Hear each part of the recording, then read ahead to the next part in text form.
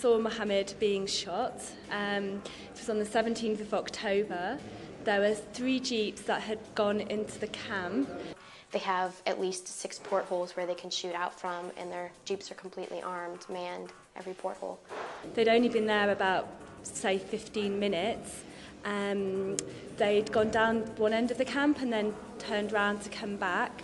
And then 2 of the jeeps left because they weren't interested in anything going on there. But one of the jeeps decided to stay. But as usual, one jeep stopped for whatever reason. And I saw one of the soldiers putting his gun out of the porthole at the back of the jeep.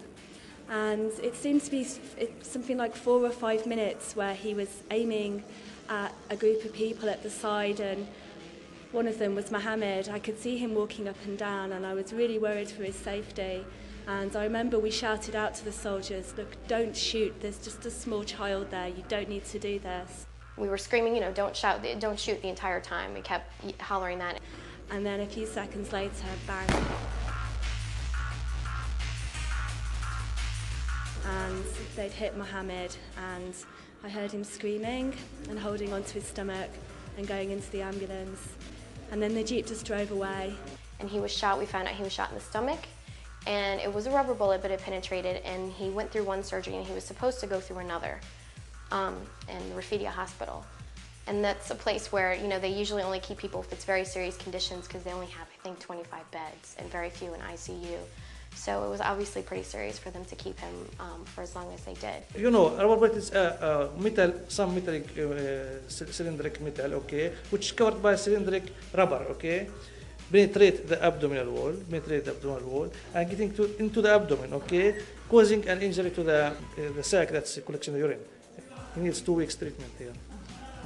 So he required an operation on the bladder? Yes, also? yes. He was underwent a laparotomy operation, and the rubber bullet was removed from intra-abdominal, and he's now in the stage of recovery after operation. But it was so shocking because all of this happened in the space of 15 to 20 minutes. The soldiers didn't seem to be doing anything in the camp. If they wanted anything with Mohammed, they could have got out of their jeep and gone and spoke to them or arrested him. It was nothing to do with that. It seemed to be pure malice. So we were trying to follow up with that story. And we had one of the activists contact one of the pressmen there from AP, and he said he would keep the footage, or she asked him to, because we were trying to follow up with human rights organizations. She called him back a few days later after we were getting the story organized. Somehow he doesn't have it, and he doesn't know, either he doesn't know who has it or it doesn't exist anymore. We're still trying to follow up on what happened.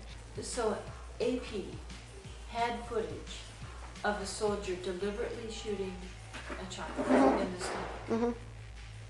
Oh, they get that a lot. It's not something that's surprising. It doesn't surprise me that it doesn't make it into the news most of the time. It's most of the time that they invade the camp, they don't leave until someone's shot.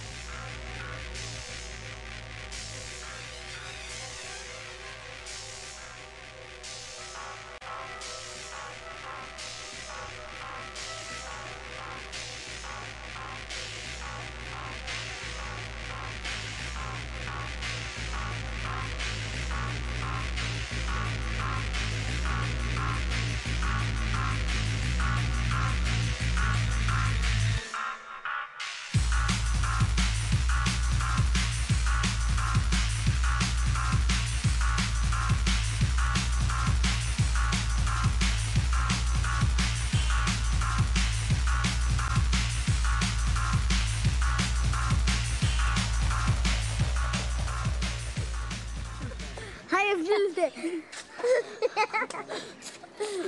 طب طلعوا البسكليت وين؟ هاي الولد هاي سلم